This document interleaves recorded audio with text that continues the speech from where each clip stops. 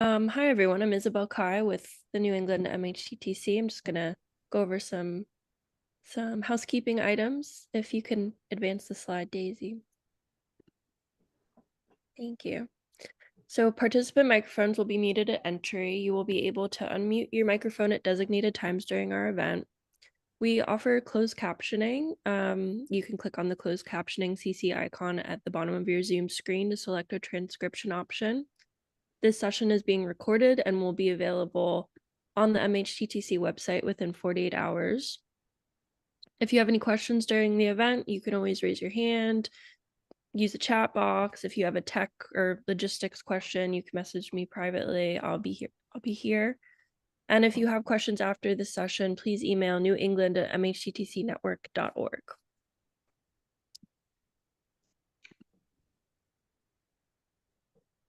The MHTTC network uses affirming, respectful, and recovery-oriented language in all activities.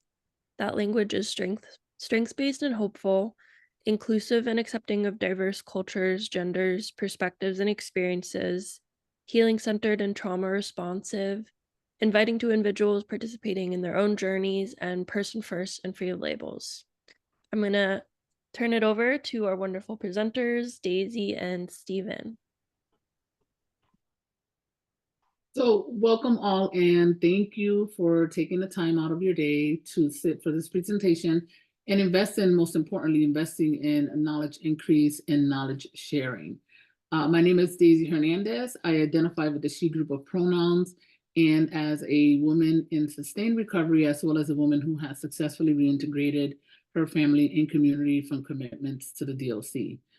Checking in from Western Mass. Shouts out to anyone in Massachusetts and everyone else, where I'm licensed as a licensed certified social worker in the state of Massachusetts. My current role is as a director of peer recovery TA for the Massachusetts Recovery Education Collaborative, which will launch in January. I want to invite Stephen to share an intro if he'd like. Absolutely, Daisy. Thank you. And it's really great to be here with you and with everybody else. Some of you may just remember I'm Stephen Samra. I'm a person in long-term recovery from what I call the big five of behavioral health challenges. And I am coming out of Nashville today and have been this series has been really powerful in the sense that it reminds me of the amount and the challenge of the work that we do. So that everybody's here. I see folks from all over the country. I see folks from public health, from corrections, from peer organizations. It's fantastic because we desperately need a national movement around recovery and particularly around criminal justice challenges. So with that, I'm giving this back to Daisy. Daisy's going to lead us through today. I'll chime in a little bit. I'll probably be working in the chat and looking forward to finishing up this session, these sessions with all of you. Thanks, Daisy.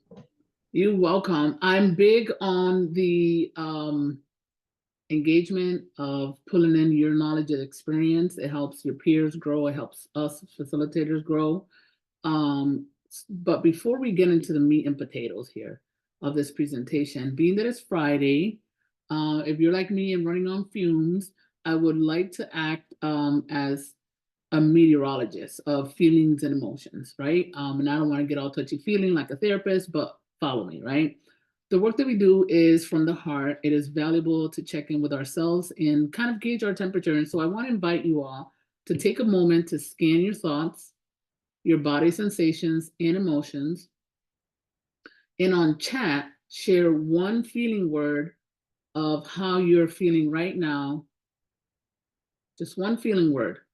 And go ahead and let it drop like waterfall and share kind of like your own temperature report. Karen, make sure you take some deep breaths behind the scene. Stretch, hydrate. I'm sorry you feel worried, Jen. I hope that you can find some peace.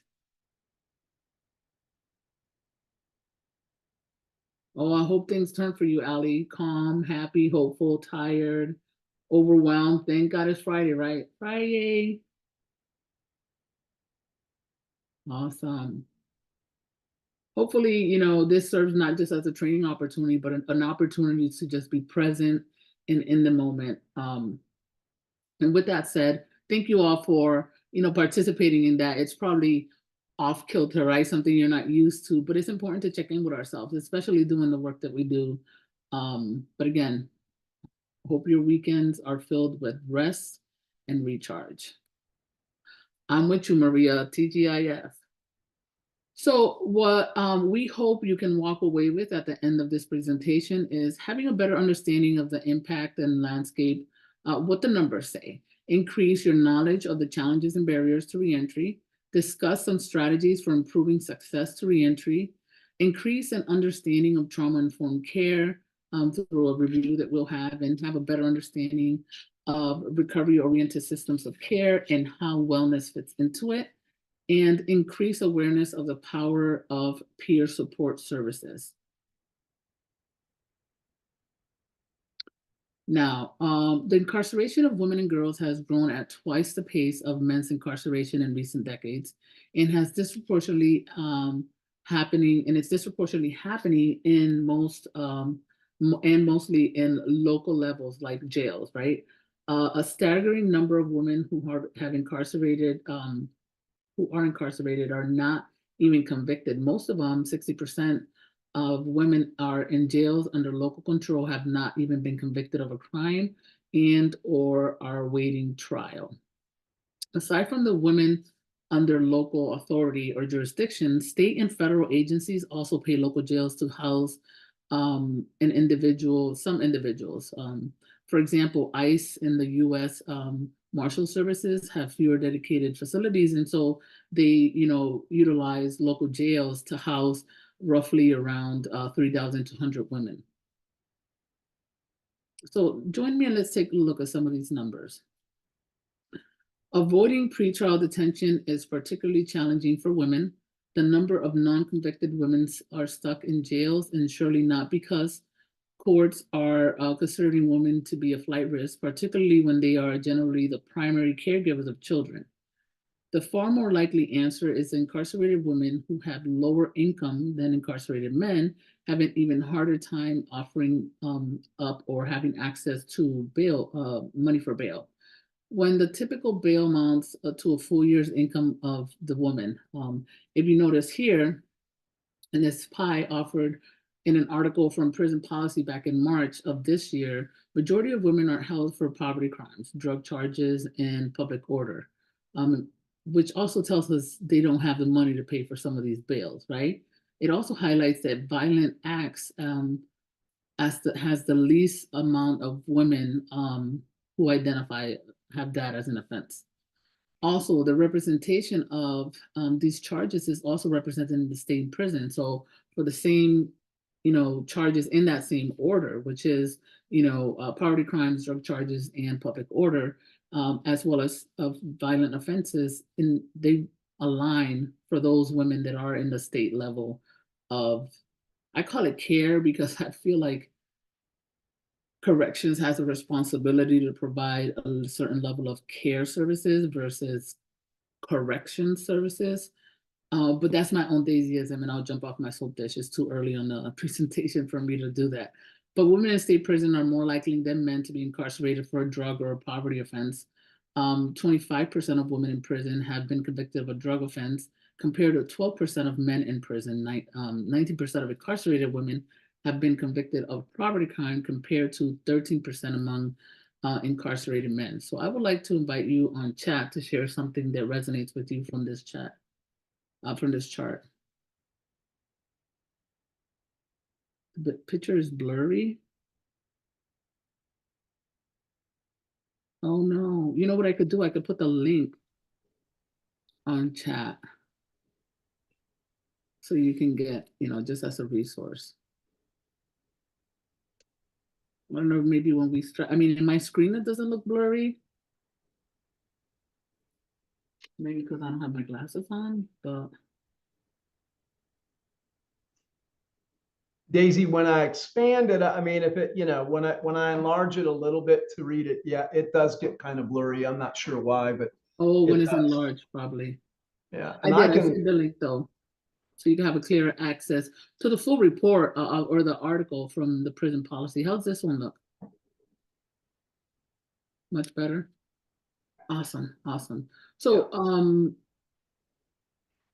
women's incarceration rates have grown dramatically since the 1980s. But in contrast to the total incarceration population, which is overwhelmingly male, women's jail rates have grown about equally to their state prison rates, right? And this is jail equally to the state prison level. The proportion of imprisoned women convicted of a drug offense has increased from 12% in 1986 to 25% in 2020. Any reactions or thoughts on why? And you can jump on chat and share. That one is easier to see.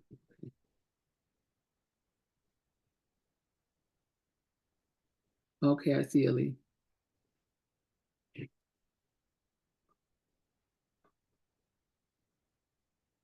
Any reactions from that data that increased from 12% to 25%? Elizabeth is asking, Daisy, is there an increase in women's drug use? And that is the biggest factor, right? Of women act or need for support around drug use. And in some ways, incarceral settings have become right, at least in Western Mass, our county jail is also now our Section 35 as well. And they're counted as a prison count, not as a mental health count or a treatment count. And there's entities fighting against that, but just a knowledge, yes, it's because of the women's increased use, right? And in certain situations, sometimes it's just drug possession, right? And again, it speaks to our history of criminalizing drug use and mental health, right? As you've seen in the previous numbers, the women are being incarcerated for property crimes, drug crimes, and orderly, right? Or civil behavior stuff. And so oftentimes there are women that are with a mental health disorder and or a substance use disorder, which impacts those numbers even more. But are they also offering treatment, support, and services while they're incarcerated before their reentry, or are they just waiting to tag in community services to support those needs? Absolutely, Jennifer. Thanks for highlighting that. COVID caused the dip, but the sharp increase in 2021 indicate the continued increase of women incarcerated trend. I appreciate you for highlighting that because COVID did cause a dip, but it also showed that there's a possibility for alternative sentencing, right? So now that COVID is not over, why we can't still access some of those strategies of alternative sentencing, and we're just ripping women away from not just their communities, but their families, their children's, right? Probably due to a lack of resources for women.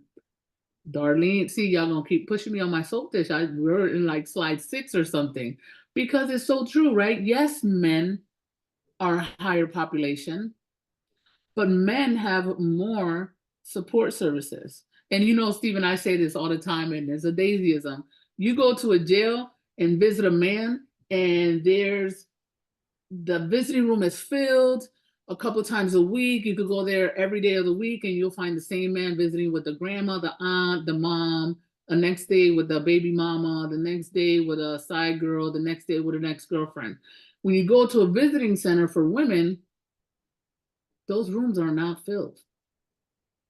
And when you look at community services, right, around mental health, they would have 15, and this is an ick of mine as well. They'll have 15 residential treatment service for men.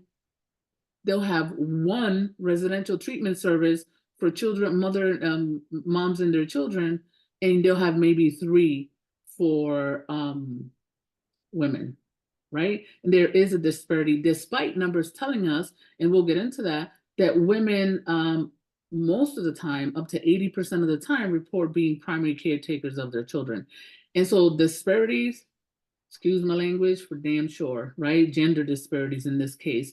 And that's not even tapping into the racial and economic disparities where policies and insurance are really dictating where people get to get treatment, or where they're supposed to access treatment, right? Because insurance runs the world. And if you're in public insurance, now with these umbrella partnerships they have, you're restricted to be in a certain area or go to certain treatment facilities. Not everybody takes the insurance. It's a hot mess out there. It creates additional barriers for women.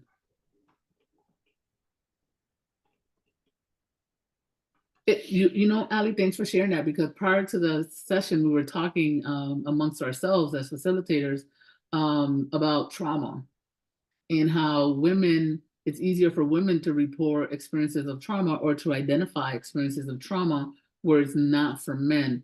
Yet we create these society creates these labels and groups us by gender on what we're supposed to share, not supposed to share, what to be vulnerable of and what not to be vulnerable of. But I don't want to digress. The rate at which women are incarcerated varies greatly from state to state. At the national level, including both state and federal imprisonment, 47 out of every 100,000 women were in prison in 2021. The states with the state with the highest rate of female imprisonment is Idaho with 127 out of every 100,000. And the state with the lowest incarceration rate of women, shouts out to Massachusetts, is 6. Great work. Shouts out to Mass for doing the work, right? I know there's a conference coming up on racial segregation still in this time out of I believe is Springfield College is coming out in March, where the researcher has identified Springfield as a highly segregated town in Massachusetts, and where, you know, despite us having this 6% or 6 out of 100,000 women, the women in there are women of color and women for, again, poverty crimes, and drug-related offenses, and civil disturbance. So that 6% could potentially be less, especially for women of color, if we really were intentional about leading with equity and equality when looking at policies and procedures and even alternative sentencing. So I would like to invite you on chat again to share any reactions to this chart on the different years from 1980 to 2021. And I did have someone share COVID. Let me go through the chat here. Lack of resources for women. Yeah, we kind of tapped into that. Thanks, Stephen, for caring for our chat. Appreciate your support. Now, since we're on the topic of racial disparities, anyone who lives in or works within heavily police, right, and carceral, and not incarceral, what's it called? Incarceral state, but high policed state. Intuitively, we know that certain neighborhoods disproportionately experience incarceration. Now, a term that I would love to introduce to you all is prison gerrymandering, right? The practice of counting individuals where they are incarcerated versus counting them where they last called home. Even if an individual was homeless at incarceration, their last known address should be identified as their address, but it wasn't actively, because gerrymandering actively works against the notion of equal representation, and that is foundational to our democracy, right? And how we can have individuals represent us in some of these policy advocacy and that kind of stuff. But California, Colorado, Connecticut, Delaware, Maryland, Montana, Nevada, New Jersey, and New York, as well as places like Pennsylvania, Virginia, and Washington, are among the 12 states right now that are have ended prison gerrymandering. And the need for this reform is crucial for ending the political power siphoning of disproportionately Black and Latino communities to pad out the mostly rural, predominantly white regions where prisons are located. Any thoughts? Chat. Oh wait, let me jump on chat. I know Stephen got it, but Stigma and bias create the public stigma and internal, even amongst those that represent us to make changes, right? And that is what fuels some of this disproportionate access to and or dismantling some of the lack of equity in which services funding are also allocated.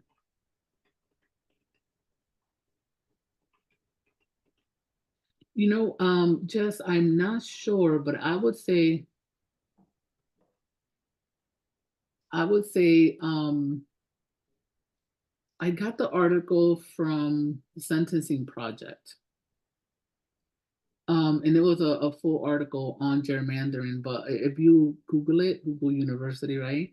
I'm sure that it'll help identify, which additional states are either working on some policies, more maybe policy-driven stuff.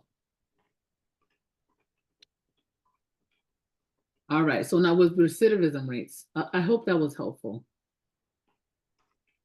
Never realized this cursor gerrymander is going on, especially disturbing since so many adults in custody are just as well, right? And how we allocate those funds too, if a population who already has enough funds, and now we're counting individuals and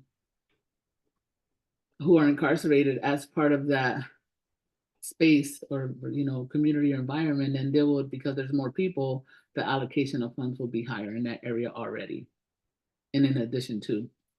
But recidivism rates in the US are some of the highest in the world, with almost 44% of individuals released returning to prison within their first year out.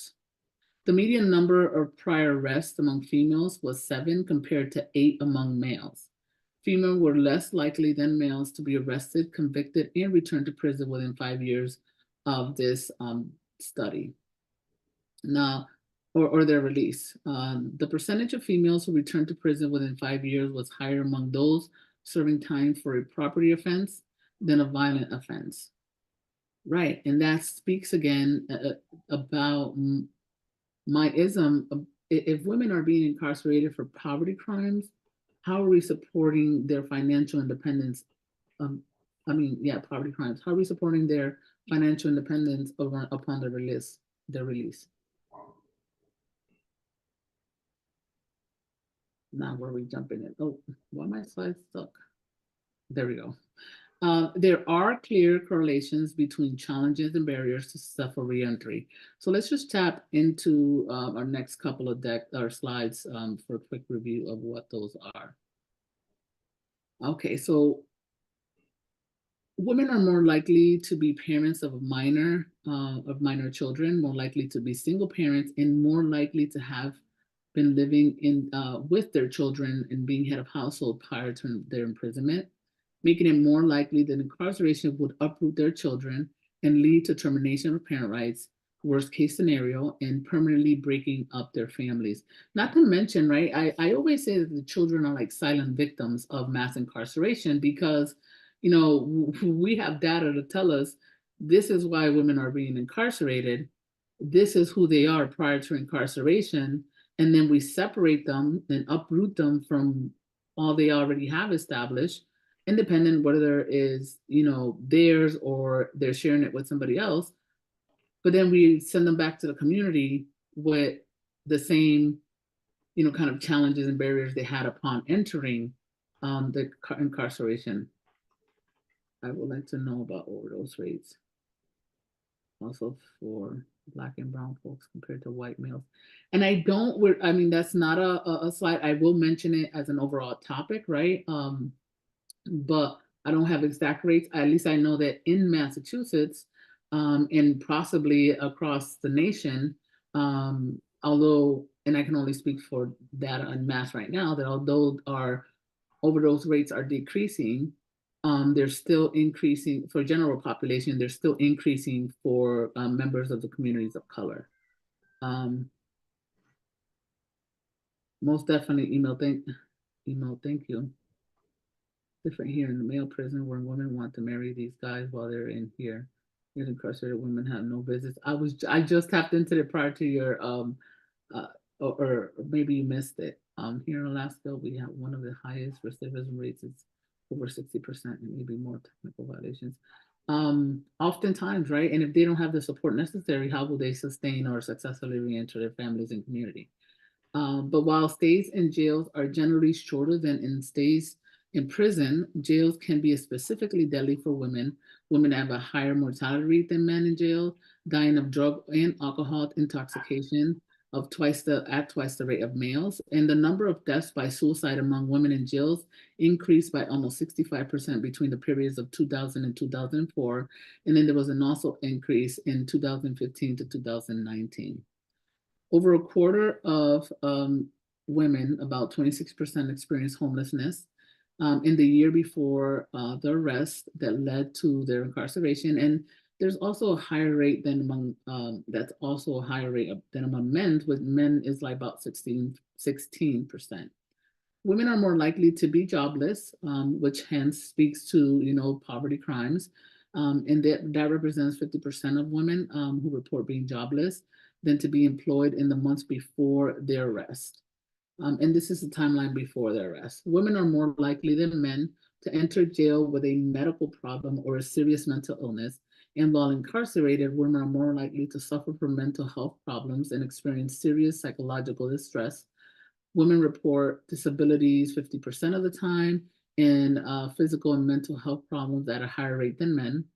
Overall, 58% of women meet the criteria for a substance use disorder the year before they were incarcerated, and over 3/4 of, or 76%, has some indication of a past or current mental health problem, both significantly higher rates than among men. Yet 47% had received treatment for substance use disorder, and just 43% had received professional mental health care since they were incarcerated. And while incarcerated, women are 3 times as likely as men to be sexually victimized by prison or jail staff. 3 times.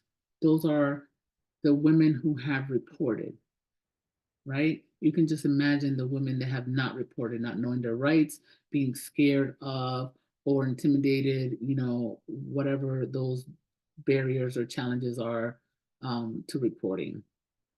And I appreciate you all for tapping on chat and keeping Stephen busy here. I appreciate Stephen for his support on the chat. I hope I'm able to, at least touch into some of those as we go along. And I don't know why my slide gets stuck. Okay, there we go. Now, intersectional stigma is the convergence of multiple stigmatized identities and can also impact behaviors, mental health, and physical health. We already know, right, that mental health and substance use disorder is a highly stigmatized need in some of the women. When we think about women, right, they're not supposed to be in jail, says, I don't know who, not us, people that live in like Mars or something. But that's a stigma. And then when conditions like, poverty, factors of poverty, homelessness, joblessness, it creates these intersections for women to the impact of women's confidence and even, their self-esteem on their ability to return to the community and, do what they have to do to, live a life of wellness and stability. Now, the invite here with these barriers, any barriers that I have not captured here that in your work experience or even personal experience, you think should be here? Education, Tamika shared education.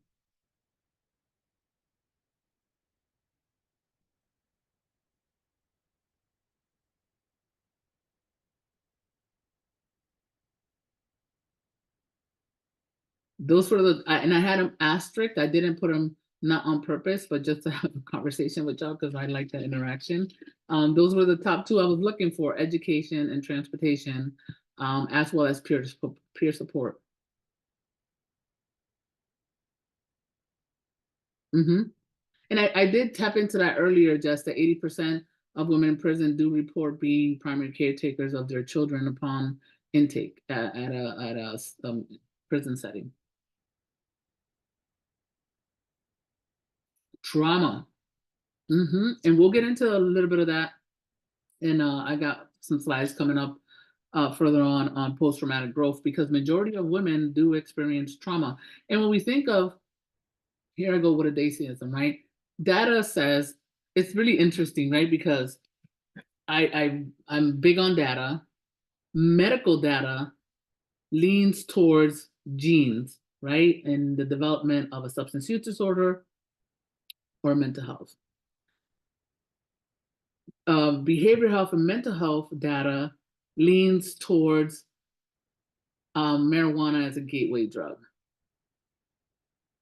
Daisy's data, based on her peer coaching and supervising experience and her clinical experience and her professional experience and everything I learned from my peers and people that are participants in training, trauma is the gateway drug for addiction. Our thank you, Jess. Absolutely, right? And this is why post-traumatic growth is so important, and I hold it as such esteem from the moment of intake. How are we influencing and encouraging post-traumatic growth? And not just women, but also in men, even though Steve and I were talking about earlier how much harder it is for men to identify and verbalize the need for support and healing from trauma. But I'll leave the man on standby. I'll leave him in the parking lot right now, right? We're focusing on the women. But trauma is a gateway drug to addiction. Our fight or flight instinct is not naturally set up to be activated at all times, right? And when one experiences trauma, that fight or flight instinct becomes disordered, right? Because it's doing something that it's not supposed to do. And so we have to intentionally, as providers, organizations, and peers support individuals in identifying this trauma and making that linkage, being like we say in peer recovery support, right? Recovery coaches, be that broker, right? That resource broker to connect to the things that would encourage and empower post-traumatic growth. And because we can grow, right, around the trauma while we're working on the trauma. But I don't want to, keep rambling on. Thank you all for, again, your support on chat. And we're all on the same page and it makes me feel warm inside. What are some strategies to be aware of to increase or improve successful re-entry for women? First off, right, gender responsive programming. Anyone familiar, use your reaction buttons, thumbs up, thumbs down, familiar with gender responsive programming. A little self-explanatory, but it's more to that. Everyone know how to use the reactions? Thumbs up, thumbs down. I got my screens on the other side. Nice. At least one person, two people know or are familiar or heard of gender responsive programming. Now, men and women experience different pathways to crime and addiction, as well as alternative trajectories of drug use. Women's drug use and associated criminal behavior are more likely to transpire within interpersonal relationships and are strongly associated with the behavior of romantic partners. Histories of childhood maltreatment and abuse, somebody mentioned ACEs on chat, co-occurring psychiatric disorders, family dysfunction, and negative self-concept are also more common around or among criminal involved females compared to their male counterparts. Women in the criminal justice system are more likely than the general population to suffer from a number of mental health disorders, including depression, anxiety, borderline personality disorder. And these are things like post-traumatic stress and other mood disorders like, it just flew my mind. Bipolar disorder, schizoaffective disorders, and those types. Similarly, females who commit crimes are more likely than males to report both substance use prior to incarceration and a prior mental health, which, we know the data shares that majority of people, I think it's up to like 90 or 99% of individuals who identify with a substance use disorder also have a co-occurring disorder, which leaves only about 1% that only have a substance use disorder. So co-occurring disorders are a prevalent conditions for women who are incarcerated. And this has a significant implications for reentry, as both conditions are predictive of high recidivism and as well as of relapse rates. Given the documented gender differences in cause of disease or disease progression, motivation for treatment, and self-efficacy, right, on how we have that autonomy to move forward with our life goals towards, whole wellness. Now, practitioners and researchers have called the gender responsive programming in prisons and reentry spaces and rehabilitation a necessary part of programming. And gender responsive programming is underpinned by 4 theoretical perspectives. So let's tap into, what those 4 theoretical perspectives are. The 4 perspectives here suggest that women's path to incarceration are often triggered by gendered experiences of abuse and socioeconomic disadvantage rather than criminogenic behavior. Now, relational theory is the second one here, but with pathways, right, that suggest that the path of women is different. Anyone have any reactions to that? I think we've kind of shared some of the evidence prior to this deck or this slide, but I'm open to any other additional thoughts, just because I like the interaction.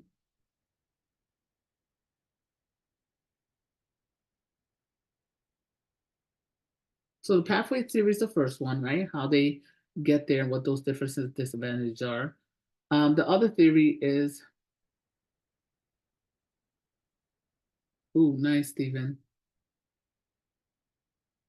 You know what I would love to see if I was queen of ACE assessments happening, or a new version of ACE to be developed, whereas peers who develop it and are part of, doing the research on the community. You want to add anything to that, Stephen? I see you. Thank you. And I do, because, the adverse childhood experience, quiz or questions and how that, those were developed there was a heavy white influence. And there was a lot of stuff that just did not cross into Black and brown, perspectives. And there is an effort underway right now to add racism as one of the ACE scores. And I believe that they're trying to come at this exactly as you just described. It needs to be diverse. There needs to be broad perspectives. And we need to talk with folks about what was adverse in their childhood outside of sort of the, kind of the white mindset.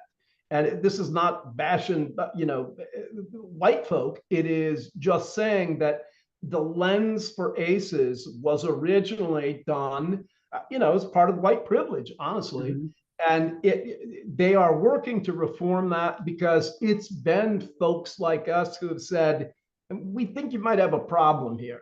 And this doesn't apply to everybody. So, you get an ACE score as a Black or brown person, and it's got some value, but it's missing some of the critical areas that should be addressed, outside of white privilege. So all that to say, I think it's underway, but I really think that peer voice desperately needs to be in that. So thank you. I totally agree. I think cultural representation, right, too, and identifying what communities people come from, because we know that, historically data has showed us of that impact of racism. And just shared on the programming not being trauma informed. And let's start with the guards, staff members in some of these settings, right? With this tactical and clinical training they're limited to, I think there needs to be a better, professional development for that setting of trauma, responses, right? We have the tacticals like an inmate that's in the middle of the unit acting up. It's a restraint and shackle, and that inmate could very well have come from a space of rape, abuse, and that kind of stuff. What's that doing? What's that tactic doing for the individual? If the individual is not coming out of guard with a knife or a weapon, why we got to restrain them in that way? But that's again some of my own Daisyisms. But I mean, I voiced that even in my clinical setting because I still am working towards my LI, and I've brought up PHQ-9s and the GAD-7 and how it's not gender responsive because society, right? And historically, we know some behaviors are acceptable for males and little boys versus females and little girls, right? And that impacts how we receive those PHQ-9 responses or how they respond to those questions in the PHQ-9 and the GAD-7.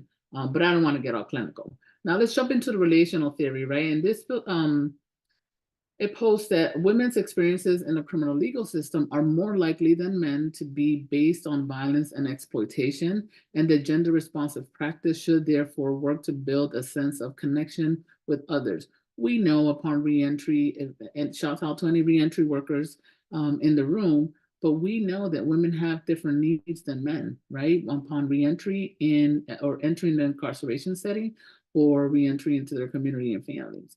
But we're not, if they're being supervised, not even at the supervision level of probation, parole, or even DCF, understand the different needs because they impose all these release conditions that sometimes work against each other and don't allow the women the space to, do their work on strengthening a recovery program or building a relationship with their family, especially their children.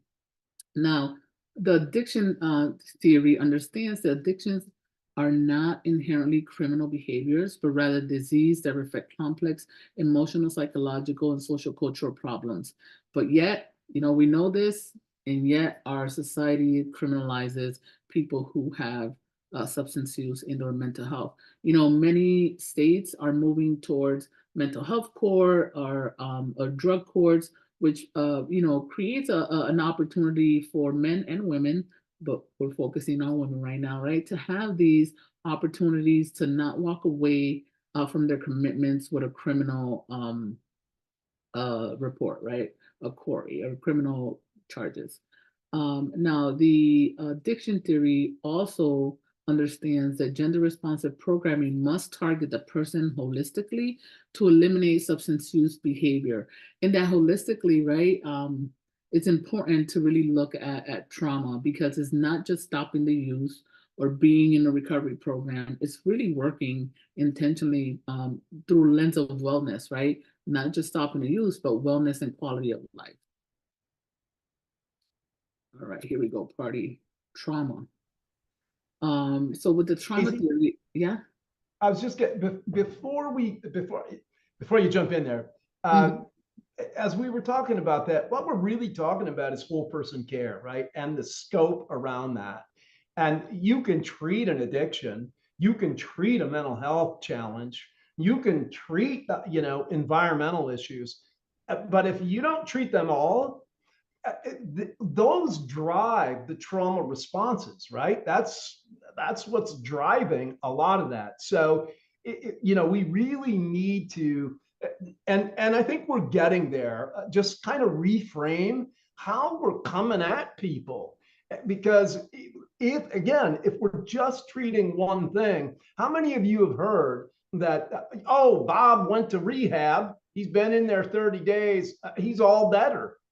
30 days when I was in active use, that would have just gotten me clean enough that I really wanted to party when I got out because I knew I would feel those things.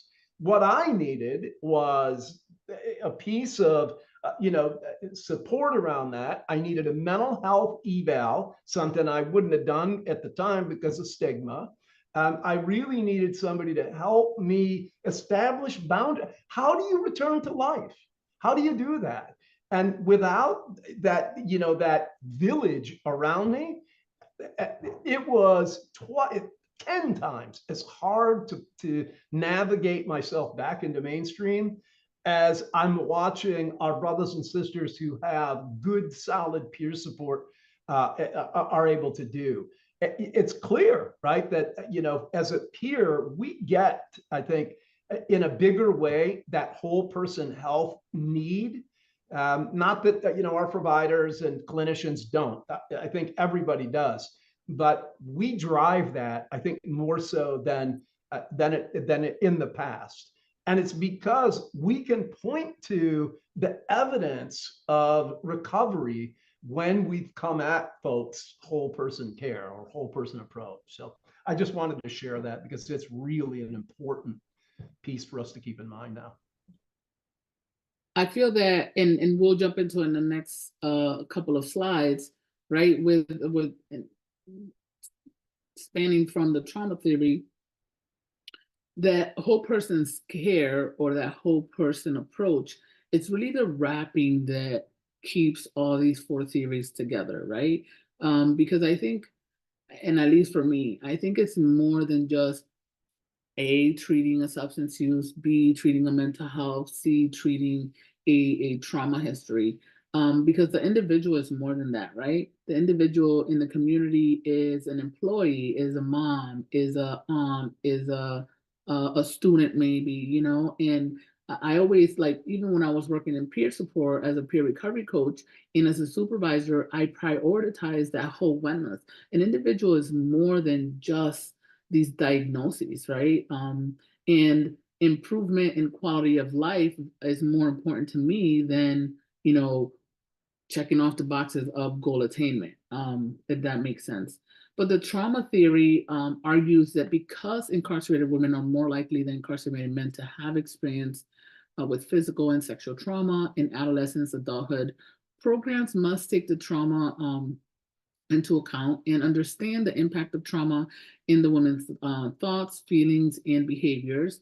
Programs should therefore strive to be trauma-informed, trauma-responsive, and trauma-specific, right? Somebody mentioned it in chat earlier, right? You treat the trauma, you treat the addiction, and that is so on par with all of that, right? And gender-specific, and what we're about to get into here with trauma-informed care. So trauma, in its essence, is the exposure to an extraordinary experience that presents a physical or psychological threat to one's self or others, and it generates a section or reaction, of helplessness and fear, And this is per the American Psychiatric Association. There's a great significance in the understanding of trauma-informed care when working with incarcerated women and its impact on recidivism rates. There's strong evidence associated with low recidivism rates for those who participate in trauma-informed care and trauma programs that for those who that don't participate in trauma-informed care than those who do participate. For many decades since the first ACE study was completed back in 1998, trauma or evidence has continued to grow, this demonstrating this fact that trauma impacts a person's life span, not just certain periods of their life. Cycles of abuse, neglect, and dysfunction continue and can often be predicted. Stigma, lack of empathy, and fear further perpetuate these tragedies. Trauma-informed care, it seeks to support the recognition of adverse childhood events as well as those experienced as adults. Because the culture of active use does also expose us to many potential trauma situations. Now, feel free to add on chat your reactions to, and this is my Daisyism, another one of my Daisyisms, right? That trauma is not the exception, but the expectation. Any reactions to that? Singing to the choir, right?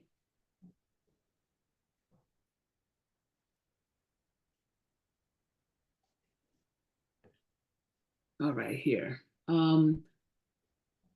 With trauma-informed care, there's 6 divisive features. It supports mindfulness, ownership, and forgiveness. Trauma-informed care leads those treated to the identification of impactful events, and it empowers them to reclaim control over their lives, emphasizing physical, psychological, and emotional safety.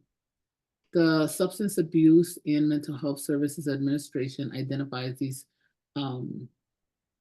6 principles that are fundamental to a trauma-informed approach for services, systems, and stakeholder groups or individuals being served. With the first one, safety, throughout the organization, providers and the women they serve should feel physically and psychologically safe. With trustworthiness and transparency, that identifies with the trust feature, organizations and providers, their operations and their decisions are conducted with transparency, and the goal of building and maintaining trust among not just the providers or the leadership, right, but the women and the family members of those they are serving. The third one here with choices, I often, relate this one to, peer support, mutual support, but these are integral to the organization and provider services delivery approach and are understood as key vehicle for building trust, establishing safety, and empowering. We'll get into that one. Collaboration and mutuality. Under collaboration, there's a recognition that healing happens in relationships and in the meaningful sharing of power and decision making, right? Allowing the individual, the woman, to have autonomy and control in decisions of what their recovery program looks like, be it a substance use disorder or mental health or even a trauma program of recovery. And the organization and providers recognize that everyone has a role to play in a trauma-informed approach, one that does not have to be a therapist or a doctor to have a therapeutic relationship or a trauma growth relationship with the individual. Empowerment speaks to the voice and choice of the individual, but organizations and providers should aim to strengthen the staff, women, and family members' experiences of choice and recognizes that everyone's personal experience is unique and requires an individualized approach. We learned a long time ago that the recovery from anything is not a cookie cutter format. Even if we were in a clinical space and let's say Stephen and I were going in for, I don't know, treatment of diabetes, our treatments are going to look different, right? Whatever it is they give us is going to look different because we're 2 different individuals. And so, empowerment of voice and choice should be founded in the fact that we are all unique. And when we think about it culturally, right, we see addiction and mental health different, right? Which means that our recovery to it is also different. And speaking about a little bit of everything, right? Our cultural, historical, and gender issues. It's also important when it comes to trauma-informed care. And the organization and providers actively move past cultural stereotypes and biases, offer culturally responsive services. They leverage the healing value of traditional cultural connections and recognizes and addresses historical trauma. Because the trauma is more than just, the physical, emotional, psychological, and the sexual. Any thoughts so far? Questions? Jump on chat and we'll be happy to support. Now, another aspect of supporting successful reintegration. Life after traumatic experience is never easy. This is certainly the case for women, right? Having higher rates of trauma as part of their trajectory. For many women incarcerated, committing a crime might be a traumatic experience in itself and may confront them even more with the consequences of, an incarceration. Post-traumatic Growth should be considered not as an alternative, but as a parallel process with respect to negative psychological consequences. Post-traumatic growth may feature positive change in self-perception, interpersonal relationships, and philosophy of life, right? How we see people in the world, because that's altered after a traumatic experience. A greater appreciation for life would speak to appreciating the value of one's life or appreciating each day in a way you didn't before. Because trauma has not just that self-awareness change, right? But also that psychological change. And research shows that your brain does change after an experience of trauma. And with new possibilities, such as developing new interests, a new life path, or willingness to change things that one has that gains that self-awareness of needing to change. Personal strength, the knowledge that you can handle difficult things, that you're stronger than you thought, or an increased sense of self-reliance. When I talk about post-traumatic growth with people that I work with, I always bring them back to the intake. And I have very small percent of people at intake who, when I ask them the question, oh, can you tell me some of your strengths? Most people are like, what's that? I don't know. Right. And I have to pull it out of them and asking these good open-ended questions of things that they've told me they've been through, and then they still, or they're doing, and they're, resilient with it. Because a lot of people don't see those strengths. Now, with spiritual change, a deeper understanding of spirituality or strong faith than before. Sometimes people come, in their worst state and broken, and they don't believe in a higher power. And I think that some part of our responsibility is also to teach that difference between spirituality and religion, so that people have some hope even when they're not connected or don't believe, if that makes sense. But the initial shock of incarceration challenged female prisoners' assumptions to the world, but they managed to overcome the crisis by finding meaning in the prison experience and sometimes using it as an opportunity for personal development, right? You're stuck in this horrible place and you're like, all right, well, I really need to make some changes. And that's often the helps catapult, if that's the right word, to do and take action and kind of make different healthy choices. Any questions so far with post-traumatic growth? Steve, Daisy, anyone? sorry, two No, quick comments. And I don't want to cut anybody off if somebody's got their hand up or wants to speak. That trauma worldview piece is really important for us to understand, because it does shift your worldview towards one that is more fearful, more pessimistic, more untrusting. There's a number of things that happen in that worldview shift. And I usually will say to people, I make the comparison between my wife, who has a trauma event, a major, she was raped in her 20s. And it was a violent rape. And it, certainly was a trauma event that has left her traumatized. But the difference between what happened to her and my complex trauma that went through most of my childhood is that my wife still sees the world as a fairly safe place where people will be kind and they'll do the right thing if they get the opportunity. My worldview is exactly the opposite. And in some ways, my wife helps balance that out a little bit, but I can't get rid of that worldview. And the other piece of it is I have absolutely no way to get to 100% trust with anybody except my dogs. And I've been with my wife 23 years, and I trust her 97%, but I will always carry a wall, because particularly with complex PTSD, it's relationship trauma. And the people who were, charged with caring for you, those relationships, as they broke or were neglected or whatever happened, those relationships are part of the brain change and the worldview outlook. So one of the most important things about trauma is relationships. And if it's complex trauma, it's very hard for people to engage in and establish a trusting and kind of loving relationship.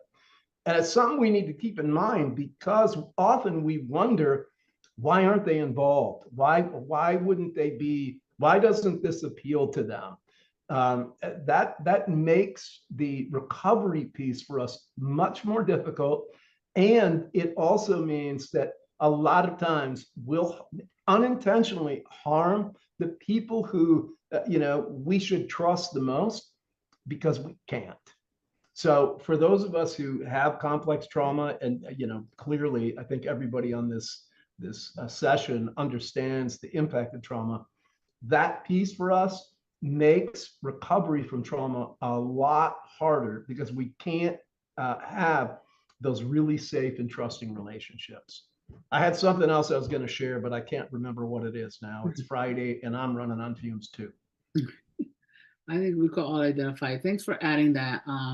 It's always valuable to have that relatedness, right, to an experience of either someone else or our own, to really understand how some of these things impact our decisions, our behaviors, and our views. But now with how do we foster post-traumatic growth, right? Positive change that comes from what we've been through initiates this post-traumatic growth, right? Like I shared in the previous slide about, some people being incarcerated and taking that opportunity as an opportunity for self-reflection of looking at what changes they have to do in their life. An individual might notice more clarity or meaning surrounding the trauma events in the sense of moving forward in their life despite these hardships. An individual might even feel able to integrate the event or events as a contributing to their identity. And there's a level of willingness to acknowledge the traumatic event that has happened, which can be harder than it sounds. There are many ways one can go about this. The most common one is therapy. One of the biggest factors encouraging post-traumatic growth is being able to emotionally process the grief and other feelings related to the traumatic event. Learning about the trauma. Some people don't even identify certain experiences as traumatic experiences, right? Because we're in the society of, push through and, move forward, and we kind of, swipe through and over a traumatic experience. And how is that being reflected in our behaviors, in our thoughts, in our, feelings, and so on. It is helpful to keep educating ourselves in that topic. With each new resource, an individual could unearth another layer of awareness to help navigate their own trauma recovery process.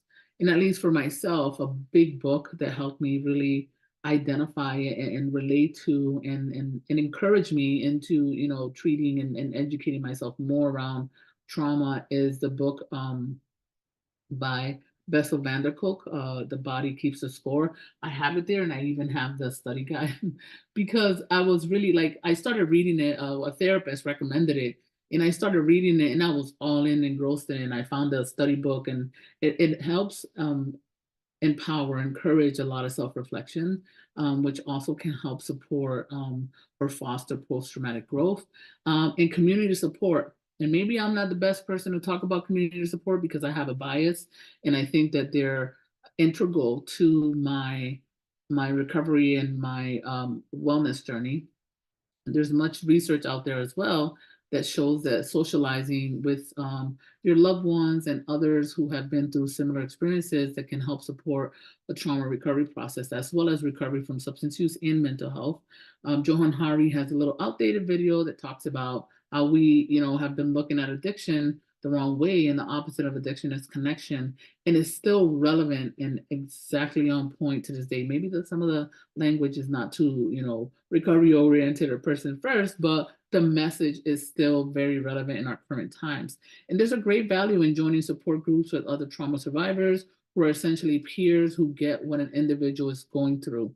I know a local peer recovery center who has their peers working with a trauma specialist to develop, topics and, group processing stuff so that peers can run trauma groups with peers. As the facilitator and the clinician is just sitting around as an observer, right? In supporting after if anything comes up for the ladies after the group, because a peer is a peer and they stay in their lane, they're not clinical, but having that clinical person behind the scenes to really support the ladies and not going back to their communities or leaving the group really activated and reactivating their trauma is really important for that clinician as well. And trauma can be life altering. While commonly associated with painful outcomes such as PTSD, there are many benefits as well, like the lesser known post-traumatic growth.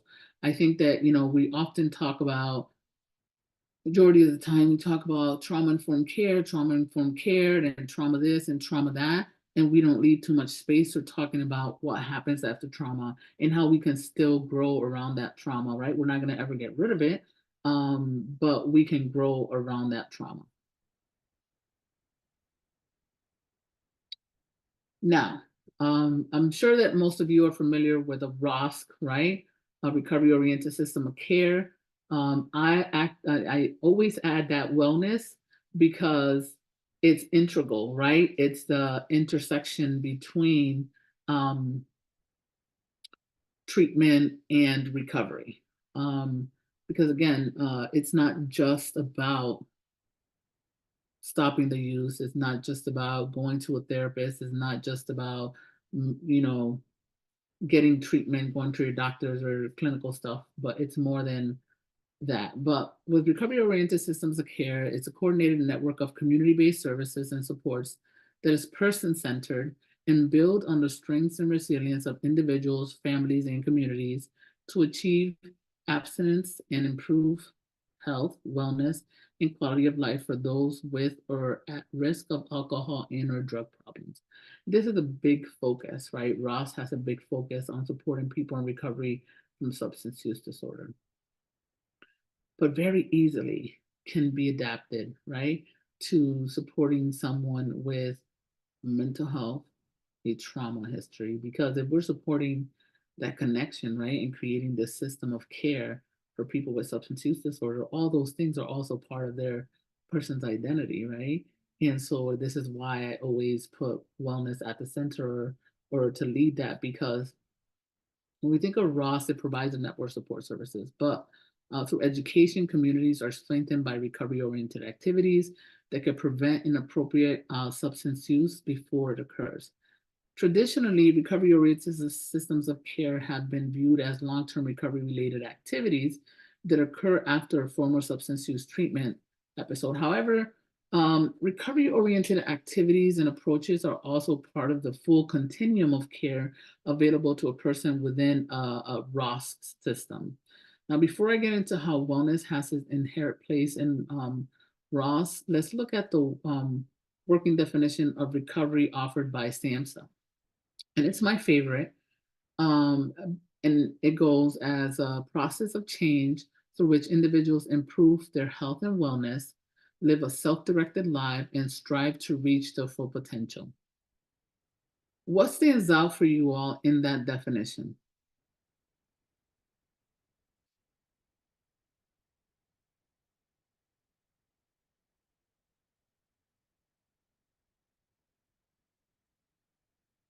Self-directed, yes, right on. Choices.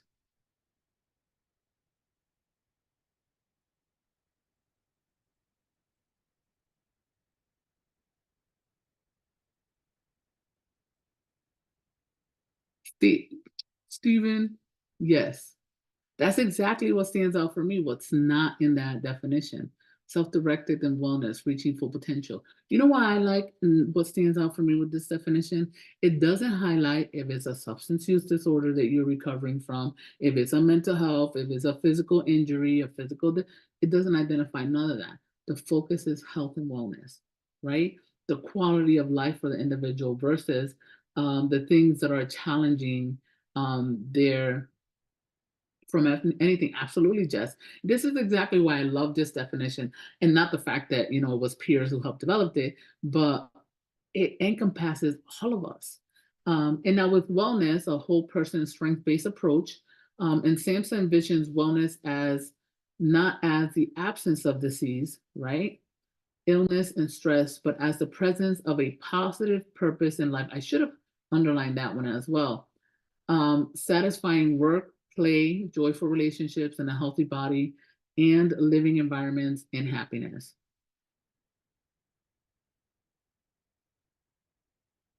Now, do you understand why wellness leads recovery-oriented systems of care? Because we have to, when we're working in recovery-oriented systems of care, it's more than just substance abuse. We're looking to improve, right? The presence of a positive purpose in all areas of the individual's life, because the goal is uplifting, empowering, and supporting for longevity in the health and wellness of the individual. I love this stuff. I'm a dork for it. I can talk about it in different series. But the diagram pictured here illustrates a ROS framework that includes the mission, values, goals, system elements, as well as the core functions and outcomes of the systems. The principles of a ROS in healthcare are closely aligned. Now, for example, right, invest in prevention and wellness, expand coverage, guaranteed choices. And this is where we have to create partnerships, right, in collaboration with insurances, develop our big A and little a of advocacy where we can influence because of our experience as peers or because of our experience as professionals in this space, advocate for the need for some of the people that we serve. Now, a ROS is implementing the provisions. The major components of a ROS is implementing the provisions of healthcare reform to provide high quality substance use services.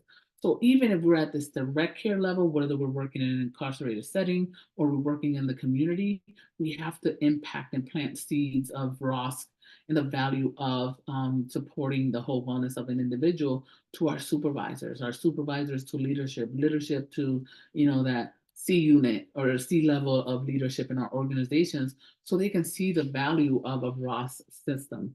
To achieve reform, integration of substance use services will need to occur within the primary care settings.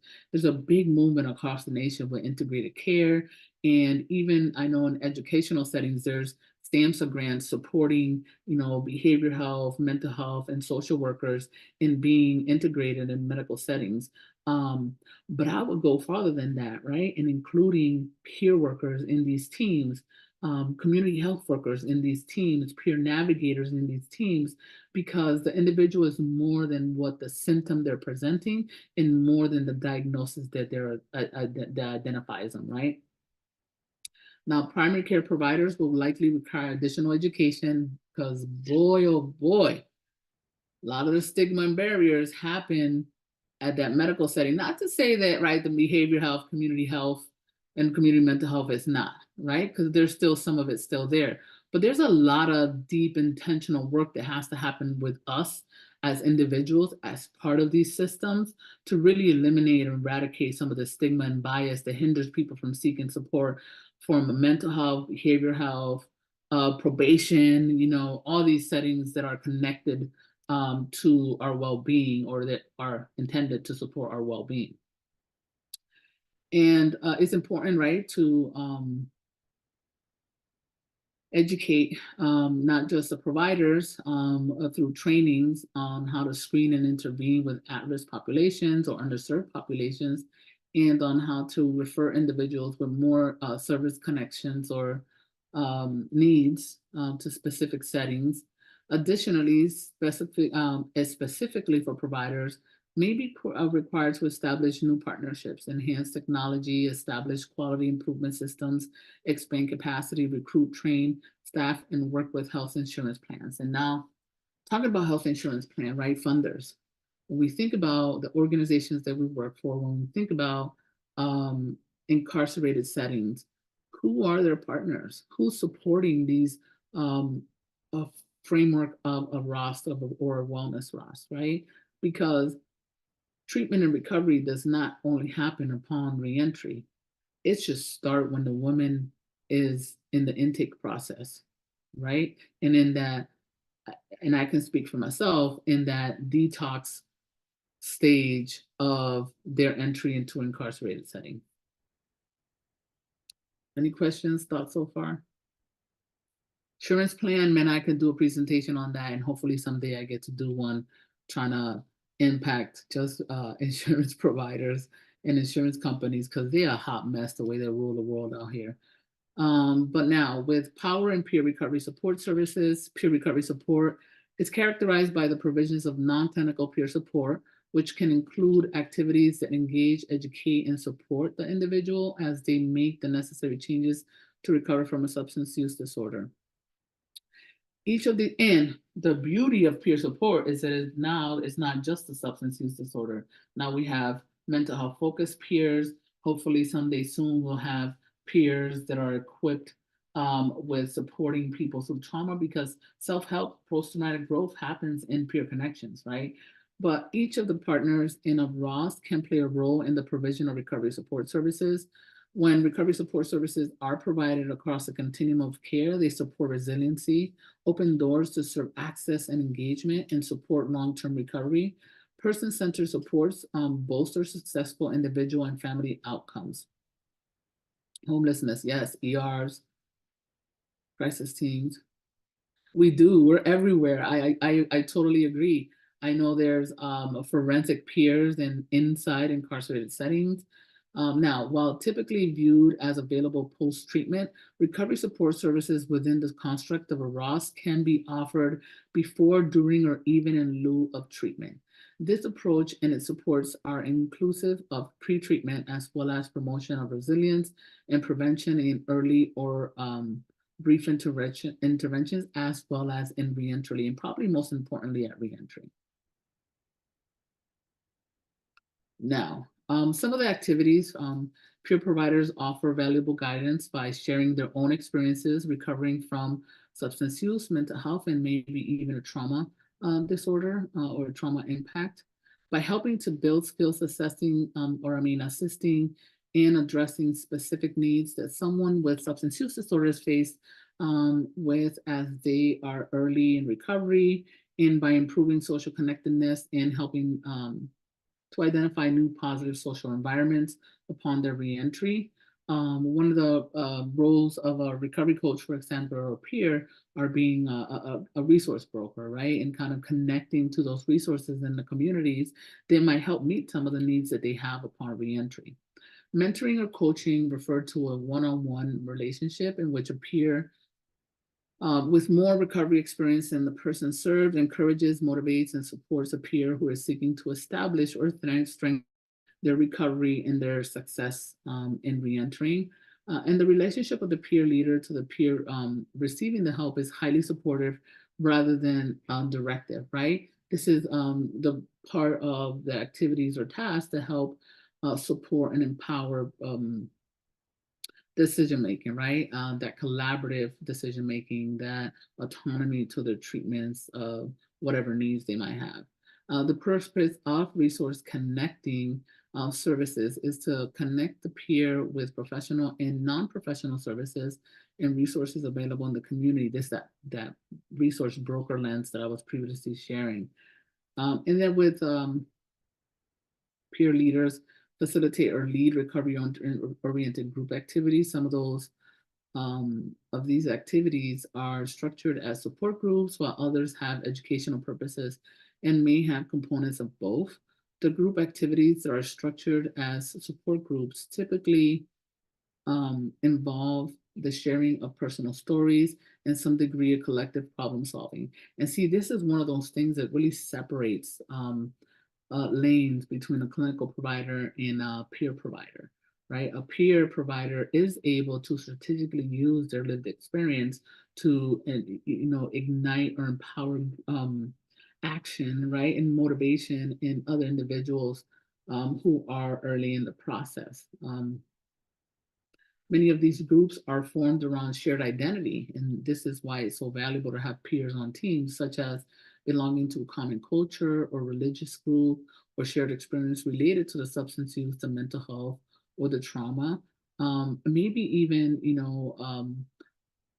health issues.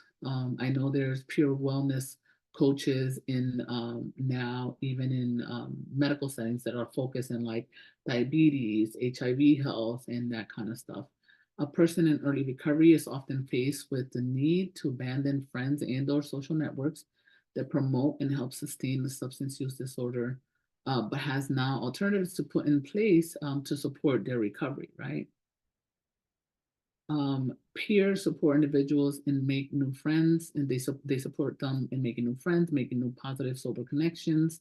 Um, the intention of peer-led recovery activity provides a sense of acceptance and belonging to a group, as well as the opportunity to practice new social skills, and kind of work through some of those things that, isolation is a big factor in criminogenic behavior.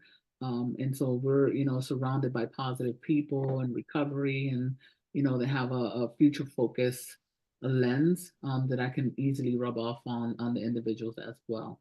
Any thoughts? Daisy, I want to chime in just for a second here. And you made a great point about that early recovery piece and having to often, sorry for the noise, having to often,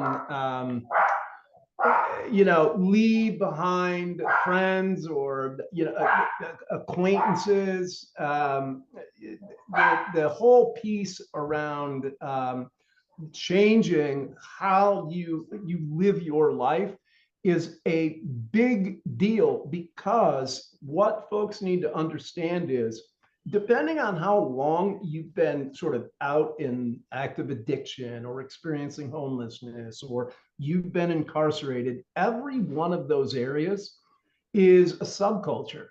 And that power of that subculture, just to think about it this way for a second, if the mainstream community has asked you to come in because they can help you with your challenges, and then they've done things like taken your kids, violated you, suspended your driver's license. There's 101 ways that those of us who came for help in the past have been harmed.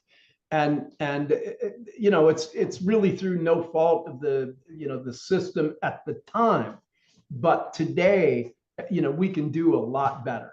And the challenge of moving somebody who has been harmed back into that mainstream community is a real challenge, because we don't have trust.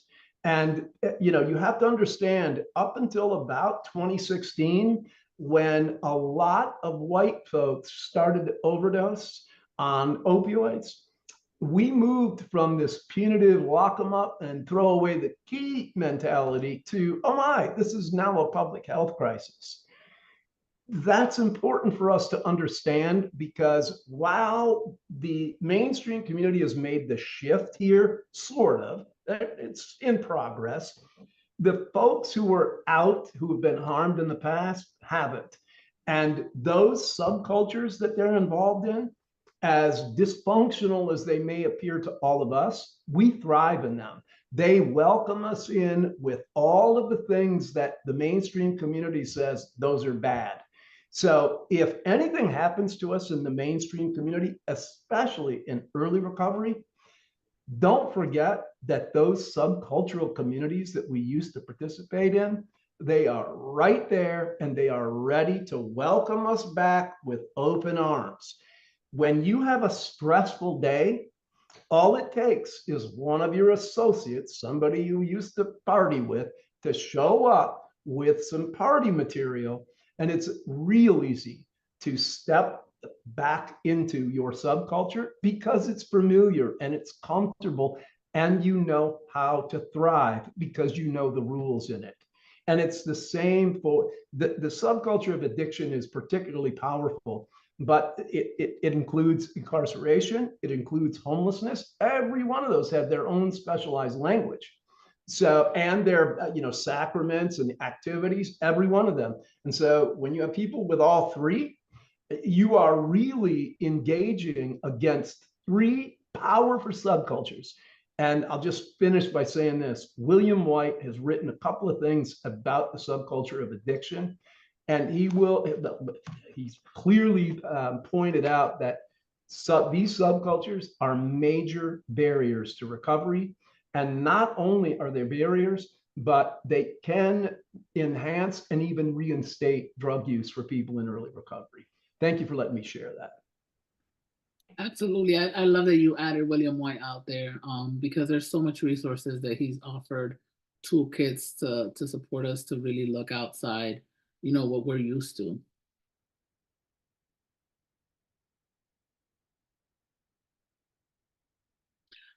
Thanks for highlighting that, right? Because it takes us, starting in our own spaces, because not everybody's working out of the same,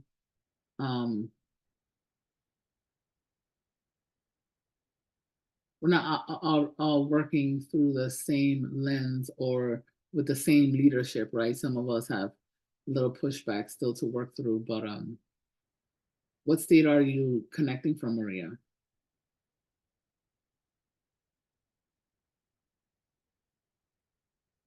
Work in progress for sure.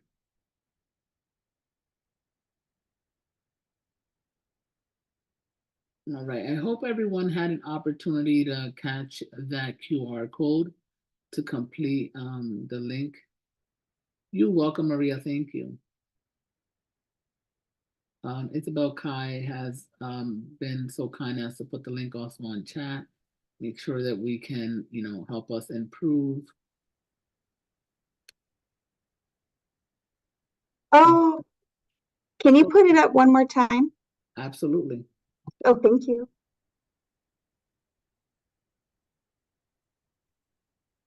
Thank you all for joining. Thank you, Darlene, Karen, Jason, Jennifer, Maria. Thank you all very much. Daisy, this is Stephen. This was just outstanding. And I've been in the other two. This one was outstanding. Thank you for taking the lead and making it as powerful. I've learned several things, both from you and from folks in the audience. So love to be able to increase my own knowledge. None of us are experts. Right, that's the beauty of sitting in this role, right? We come with a nugget of information and knowledge, but we also grow through, the discussion. Yes. And the sharing of y'all experience, both personal and professional, also helps supports us grow. I've accepted long ago, I don't know everything, and so I consider myself a student of life. And these opportunities, despite of my role, are a good place to increase my knowledge. So thank you all for participating and investing in your own development, right? And growing and expanding some of your knowledge. I feel like it's always like knowledge sharing versus knowledge giving. Love that, Daisy. It's great. All right, y'all. So to be respectful of time, and we're probably standing in the way of you and TGIF, right? The weekend. I hope you all have a wonderful, restful, and enjoyable weekend. Thank you, and have a good rest of your day.